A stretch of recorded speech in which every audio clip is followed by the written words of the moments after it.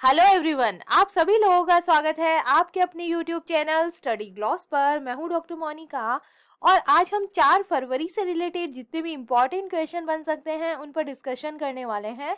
और क्वेश्चन से रिलेटेड जितने भी इम्पोर्टेंट फैक्ट होते हैं साथ में वो भी मैं आपको बताऊंगी। ये हमारा टेलीग्राम है, यहाँ पर आपको क्विज अवेलेबल हो जाएगी और इस लेक्चर की जो पीडीएफ है वो भी आपको यहाँ मिल जाएगी। ये आपके लिए आज का मोटिवेशनल कोट है। सफलता की यात्रा में धूप का बहुत महत्व है क्योंकि छांव मिलते ही कदम रुकने लगते हैं। तो इसी मोटिवेशनल कोट के साथ में हम स्टार्ट करते हैं आज का सेशन। फर्स्ट क्वेश्चन है, which country's Odesa has been declared a world heritage in danger site by UNESCO. UNESCO ने किस देश के ओडेसा को डेंजर साइट में एक विश्व धरोहर घोषित किया है? तो इसका करेक्ट आंसर है, ये है यूक्रेन के अंदर। ए इसका करेक्ट आंसर है। इसके बारे में हम डिटेल से बात करें तो संयुक्त राष्ट्र की सांस्कृतिक एजेंसी यूनेस्को ने कहा है कि उसने यूक्रेन के काला सागर तट पर एक रणनीतिक बंदरगाह शहर ओडेसा के ऐतिहासिक केंद्र को डेंजर साइट में विश्व विरासत जो है ये नामित किया है। रूस, जिसने 11 महीने पहले यूक्रेन पर आक्रमण किया था, और रूस ने पदनाम की निंदा करते हुए कहा है कि ओडेसा के लिए एकमात्र खतरा यूक्रेन में राष्ट्रवादी शासन से आया है। पेरिस में यूनेस्को पैनल की बैठक के द्वारा दी गई स्थिति ओडेसा की सांस्कृतिक विरासत की रक्षा करने में मदद करने के लिए डिजाइन की गई है, जो रूस के आक्रमण के बाद से खतरे के अंदर है और वित्तीय और तकनीकी अंतर्राष्ट्रीय सहायता तक पहुंच को ये सक्षम बनाता है। जुलाई 2022 में 1899 में उद्घाटन किए गए ओडिशा के ललित कला संग्रहालय की बड़ी कांच की छत और खिड़कियों का हिस्सा नष्ट हो गया है। ओडिशा मुक्त शहर, विश्व शहर, पौराणिक बंदरगाह ने सिनेमा, साहित्य और कला पर अपनी छाप जो है ये छोड़ी थी। सेकेंड नंबर क्वेश्चन है, where has Woxsen University launched Project Aspiration for girls. कहाँ वॉक्सैन यूनिवर्सिटी ने लड़कियों के लिए प्रोजेक्ट एस्पिरेशन को लॉन्च किया है? तो इसका करेक्ट आंसर होगा, तो ये तेलंगाना के अंदर किया गया है। वॉक्ससैन यूनिवर्सिटी ने अपने पारिस्थितिकी तंत्र को विकसित करने और परिसर के आसपास के समुदाय को सशक्त बनाने के अपने दृढ़ विश्वास के साथ में प्रोजेक्ट एस्पिरेशन को लॉन्च किया है। वॉक्सैन यूनिवर्सिटी ने कक्षा 9 से लेके 12th तक तेलंगाना मॉडल स्कूल और जूनियर कॉलेज की महत्वाकांक्षी लड़कियों के लिए परियोजना की परिकल्पना की है।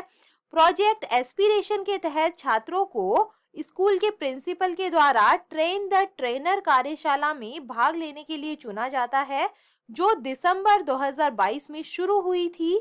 प्रशिक्षण कार्यक्रम 3 सप्ताह तक चलेगा, जिसके दौरान लड़कियों को भविष्य के विभिन्न पहलुओं से रूबरू कराया जाएगा और ये उन्हें स्मार्ट लक्ष्य विकसित करने और उन्हें प्राप्त करने की दिशा में काम करने का तरीका सीखने में मदद करेगा। प्रोजेक्ट एस्पिरेशन टीम ने विभिन्न बहसों का आयोजन किया है और युवा दिमाग खोलने के लिए महत्वपूर्ण सामाजिक मुद्दों पर चर्चा की है। समाज के हाशिए पर पड़े वर्गों की लड़कियों को सशक्त बनाने के साथ साथ ये परियोजना एमबीए छात्रों के परियोजना प्रबंधन कौशल को भी मजबूत करती है। तेलंगाना की हम बात करें, स्टेट जो एनिमल यहाँ का है ये है जिंका।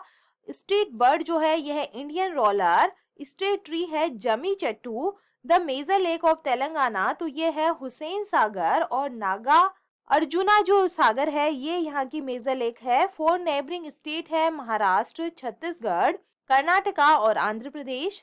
थर्ड नंबर क्वेश्चन है, where has the third annual orange festival 2023 been celebrated. तीसरा वार्षिक ऑरेंज फेस्टिवल जो है 2023 का ये कहाँ मनाया गया है? तो इसका करेक्ट आंसर होगा, ये नागालैंड के अंदर मनाया गया है।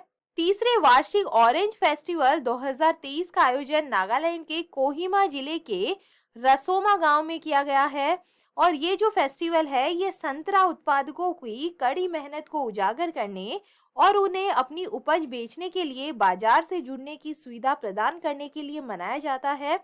वर्तमान में रूसोमा गांव में संतरे के लगभग 35,000 पेड़ लगे हैं। इससे गांव के 2 दिवसीय ऑरेंज फेस्टिवल में हस्तशिल्प, जैविक सब्जियों और फलों, खाद्य पदार्थों, संतरे के पौधों की बिक्री, नारंगी और कॉफी बागान पर कार्यशालाओं और बेटी बचाओ बेटी पढ़ाओ जैसे हस्ताक्षर अभियानों की बिक्री के कई स्टॉल भी देखे गए हैं। 4 नंबर क्वेश्चन है, how many monuments will the central government hand over to the private sector under the स्मारक मित्र स्कीम? केंद्र सरकार स्मारक मित्र योजना के तहत कितने स्मारकों को निजी क्षेत्र को सौंपेगी? तो इसका करेक्ट आंसर होगा, ये सौंपने वाली है 1000 स्मारकों को। 20 का करेक्ट आंसर है। सरकार जल्द ही स्मारक मित्र योजना के एक नए संस्करण की शुरुआत करेगी, जिसके तहत संस्कृति मंत्रालय भारतीय पुरातत्व सर्वेक्षण के 1000 स्मारकों के रखरखाव के लिए निजी उद्योग के साथ में साझेदारी करेगा और लाइट एंड साउंड शो समेत अन्य गतिविधियां जो है ये आयोजित करेगा। केंद्रीय संस्कृति सचिव गोविंद मोहन ने दिल्ली में संवाददाताओं से बातचीत करते हुए कहा है कि हमारा लक्ष्य 15 अगस्त तक संशोधित स्मारक मित्र योजना के तहत 500 स्थलों के लिए भागीदारों के साथ समझौता ज्ञापन पर हस्ताक्षर करना है। जब आजादी का अमृत महोत्सव समाप्त होगा, स्मारक मित्र योजना कुछ साल पहले पर्यटन मंत्रालय के तहत शुरू की गई थी, जिसमें किसी स्थल को रखरखाव और अन्य संबंधित गतिविधियों के लिए गोद लेना शामिल है। 5 नंबर क्वेश्चन है, who has been recommended as the next drug controller general of India? किसे भारत का अगला औषधि महानियंत्रक बनाने की सिफारिश की गई है? तो इसका करेक्ट आंसर होगा, ये सिफारिश की गई है राजीव सिंह रघुवंशी के लिए। 20 का करेक्ट आंसर है। भारतीय फार्माकोपियो आयोग के सचिव सह वैज्ञानिक निदेशक राजीव सिंह रघुवंशी को भारत का अगला औषधि महानियंत्रक बनाने की सिफारिश की गई है। संघ लोक सेवा आयोग ने सरकार से डॉक्टर वीजी सोमानी के उत्तराधिकारी के रूप में उनके नाम की सिफारिश की है। यूपीएससी की सिफारिश को स्वास्थ्य मंत्रालय की मंजूरी मिलना बाकी है। इसके बाद प्रधानमंत्री नरेंद्र मोदी की अध्यक्षता वाली मंत्रिमंडल की नियुक्ति समिति की मंजूरी की आवश्यकता होगी। डीसीजीआई देश भर में गुणवत्तापूर्ण दवाओं की आपूर्ति सुनिश्चित करने के लिए जिम्मेदार होता है और इसके पास नई दवाओं को मंजूरी देने और नैदानिक परीक्षणों को विनियमित करने का भी जो है अधिकार होता है। 6 नंबर क्वेश्चन है, the chief minister of which state has announced the Ladli Behna scheme? किस राज्य के मुख्यमंत्री ने लाडली बहना योजना की घोषणा की है? तो ये मध्य प्रदेश के मुख्यमंत्री के द्वारा की गई है। मध्य प्रदेश के मुख्यमंत्री शिवराज सिंह चौहान ने सीहोर जिले के बुधनी में बड़ा ऐलान करते हुए लाडली बहना योजना शुरू करने की घोषणा की है। इन्होंने कहा है कि लाडली बहनों को प्रति माह 1000 रुपए दिए जाएंगे।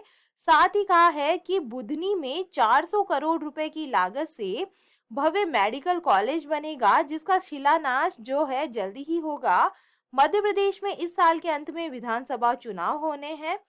लाडली बहना योजना के तहत सभी वर्ग की महिलाओं को सशक्त करने की दिशा में उन्हें हर महीने 1000 रुपए की जो राशि है ये दी जाएगी। आगामी बजट में इसे शामिल कर ये योजना बनाई जाएगी। इस दौरान सीएम ने कहा है कि इस योजना से मध्यम वर्ग की महिलाएं आर्थिक रूप से सशक्त हो सकेगी। स्कीम ऑफ टॉप 5 स्टेट की हम बात करें तो जो रूरल बैकयार्ड पिगरी स्कीम है for the welfare of farmers, तो ये मेघालय के अंदर चलाई गई है। इसके बाद में जो Mahila Nidhi loan scheme to promote women empowerment and self reliance, तो जो महिला निधि स्कीम है ये महिलाओं के लिए राजस्थान के अंदर चलाई गई है। फैमिली वेलफेयर कार्ड स्कीम जो है to provide benefit of various scheme of the state government, तो ये उत्तर प्रदेश के अंदर चलाई गई है। अम्मा योजना और जो वात्सल्य योजना है फॉर अनएम्प्लॉयड वुमेन्स के लिए ये सिक्किम की योजना है। Chief minister Bal Ashirwad Yojana to provide financial assistance to orphan children, तो ये जो है मध्य प्रदेश की स्कीम है। 7 नंबर क्वेश्चन है, विच स्टेट्स हर गांव हरियाली initiative has created a record of planting 90 lakh saplings? किस राज्य की हर गांव हरियाली पहल ने 90 लाख पौधे लगाने का जो रिकॉर्ड है ये बनाया है? तो इसका करेक्ट आंसर होगा, ये बना है जम्मू एंड कश्मीर ने। जम्मू और कश्मीर में सरकार की महत्वाकांक्षी पहल हर गांव हरियाली ने चालू वित्त वर्ष के दौरान 1.35 करोड़ पौधे के रोपण के निर्धारित लक्ष्य के मुकाबले 90 लाख पौधों का जो रोपण है ये दर्ज किया है। केंद्र शासित प्रदेश सरकार ने जम्मू कश्मीर में सतत विकास सुनिश्चित करने और जलवायु न्याय को बढ़ावा देने के लिए ग्रीन जम्मू और कश्मीर की दृष्टि के अनुरूप इस पहल की शुरुआत की है। आकाशवाणी संवाददाता ने खबर दी है कि जम्मू कश्मीर में वनावरण लगभग 55% है, जो राष्ट्रीय औसत 24.56% से काफी अधिक है। नवंबर 2021 में हर गांव हरियाली अभियान की शुरुआत की गई थी। जम्मू एंड कश्मीर की हम बात करें तो जम्मू एंड कश्मीर जो है एक यूनियन टेरिटरी है। Jammu and Kashmir was earlier A state, पहले ये स्टेट था। इसके बाद में 370 आर्टिकल के बाद में ये जो है एक यूनियन टेरिटरी बन गया। इसका कैपिटल जम्मू है, विंटर कैपिटल, और समर कैपिटल जो है ये श्रीनगर है। जम्मू एंड कश्मीर का जो यूनियन टेरिटरी बर्ड है यह है कलीज फिजेंट। 8 नंबर क्वेश्चन है, in which state the first meeting of G20 employment working group will be held? किस राज्य में G20 रोजगार कार्य समूह की पहली बैठक जो है ये आयोजित की जाएगी? तो इसका करेक्ट आंसर होगा, ये की जाएगी राजस्थान के अंदर। इसका करेक्ट आंसर होगा। G20 शिखर सम्मेलन की पहली रोजगार कार्य समूह की बैठक 2 से 4 फरवरी को राजस्थान के जोधपुर के अंदर आयोजित की जा रही है और बैठक के दौरान 3 मुख्य विषयों पर चर्चा की जाएगी। इसमें वैश्विक कौशल, अर्थव्यवस्था और सामाजिक सुरक्षा शामिल है। G20 देश दुनिया के सकल घरेलू उत्पाद के करीब 85% और विश्व की आबादी के लगभग 2/3 का प्रतिनिधित्व करते हैं।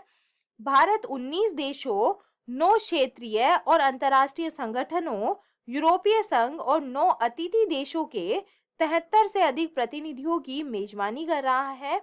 9 नंबर क्वेश्चन है, who has been appointed as its brand ambassador by Puma India? Puma India ने किसे अपना ब्रांड एम्बेसडर जो है ये बनाया है? तो इसका करेक्ट आंसर होगा, ये बनी है हरमनप्रीत कौर बनी है। 20 का करेक्ट आंसर है। फुटवेयर निर्माता और डिजाइनर प्यूमा इंडिया ने हरमनप्रीत कौर को अपना नया ब्रांड एम्बेसडर चुना है। हरमनप्रीत कौर ब्रांड कैंपेन के जरिए चुनिंदा कलेक्शन समेत ब्रांड के फुटवेयर, अपेरल और एक्सेसरीज को ये प्रमोट करेगी। इस करार के साथ में हरमनप्रीत कौर विराट कोहली, KL राहुल, करीना कपूर, सुनील शेट्टी, युवराज सिंह, अनुष्का शर्मा जैसे एम्बेसडरों के रोस्टर में शामिल हो गई है। हरमनप्रीत कौर भारतीय महिला क्रिकेट टीम की ये कैप्टन है। Other recently appointment of brand ambassadors की हम बात करें तो जो निखत जरीन है ये नेशनल मिनरल डेवलपमेंट कॉर्पोरेशन की ब्रांड एम्बेसडर बनी है। उत्तराखंड स्टेट की जो ब्रांड एम्बेसडर है कल्चरल हेरिटेज की, ये बनी है प्रसून जोशी बने हैं। महेंद्र सिंह धोनी जो है ये ड्रोन स्टार्टअप गरुड़ एरोस्पेस के ब्रांड एम्बेसडर बने हैं। Sonu Sood mentor of the country campaign के ब्रांड एम्बेसडर है। PR श्रीजेश केरला टूरिज्म के जो है ब्रांड एम्बेसडर बने हैं। Sanjay Dutt brand ambassador of Arunachal Pradesh है। 10 नंबर क्वेश्चन है, which country has been named as the partner country for BioAsia 2023? BioAsia 2023 के लिए भागीदार देश के रूप में किसे नामित किया गया है? तो इसका करेक्ट आंसर होगा, तो ये किया गया है यूनाइटेड किंगडम को। 20 का करेक्ट आंसर है। United kingdom GSK, Johnson and Johnson, Novartis, UCB और फाइजर जैसी प्रमुख जीवन विज्ञान कंपनियों की बढ़ती उपस्थिति के साथ अपने अद्वितीय और विश्व स्तर पर प्रतिस्पर्धी जीवन विज्ञान पारिस्थितिकी तंत्र के लिए ये प्रसिद्ध है। भारत के साथ संबंधों को मजबूत करने के अपने उद्यम में जो जीवन विज्ञान उद्योग में एक वैश्विक खिलाड़ी के रूप में विकसित हुआ है। यूके ने बायो एशिया के 20वें संस्करण के साथ में भागीदारी की है।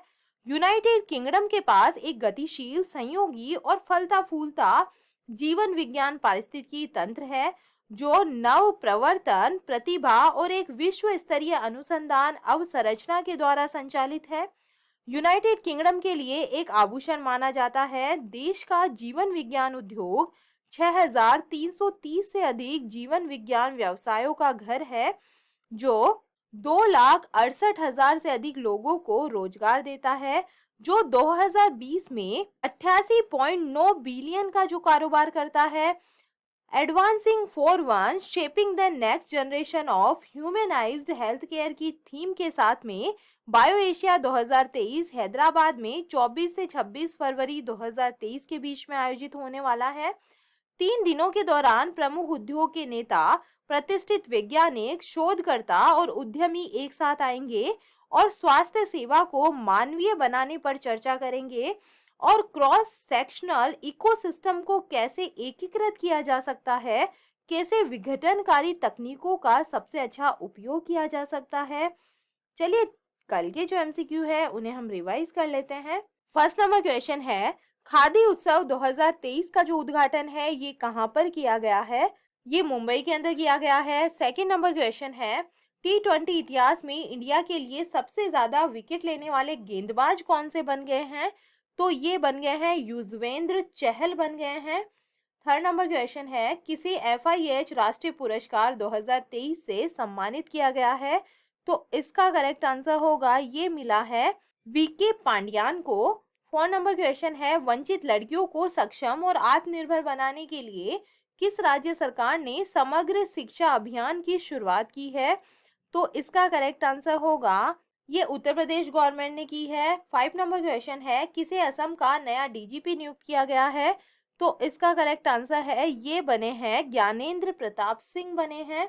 6 नंबर क्वेश्चन है, राष्ट्रीय खनिज विकास निगम ने किसे अपना ब्रांड एम्बेसडर बनाया है? तो ये बनाया गया है निखत जरीन को। 7 नंबर क्वेश्चन है, IMF की वर्ल्ड इकोनॉमिक आउटलुक रिपोर्ट के अनुसार वर्ष 2023 में भारत की विकास दर का क्या पूर्वानुमान है? तो ये रहेगी 6.1%। 8 नंबर क्वेश्चन है, 74वें गणतंत्र दिवस परेड में शामिल किस राज्य की झांकी को प्रथम पुरस्कार से सम्मानित किया गया है? तो इसका करेक्ट आंसर है, ये उत्तराखंड की जो झांकी है उसे ये पुरस्कार मिला है। 9 नंबर क्वेश्चन है, भारतीय वायुसेना के नए उप प्रमुख के रूप में किसे नियुक्त किया गया है? तो इसका करेक्ट आंसर है, ये बने हैं एयर मार्शल अमरप्रीत सिंह बने हैं। डी इसका करेक्ट आंसर है। 10 नंबर क्वेश्चन है, आंध्र प्रदेश के मुख्यमंत्री के द्वारा राज्य की नई राजधानी किस शहर को घोषित किया गया है? तो ये घोषित किया गया है विशाखापट्टनम को। 20 का करेक्ट आंसर है। और ये था कल का स्टडी ग्लॉस क्वेश्चन। खेलो इंडिया सीनियर राष्ट्रीय महिला खो खो लीग कहाँ आयोजित की जा रही है? तो इसका करेक्ट आंसर है, ये की जा रही है चंडीगढ़ के अंदर। 20 का करेक्ट आंसर होगा। और ये है आप लोग के लिए आज का स्टडी ग्लॉस क्वेश्चन। भारत के किस राज्य में डॉट फेस्ट फेस्टिवल का आयोजन किया जा रहा है?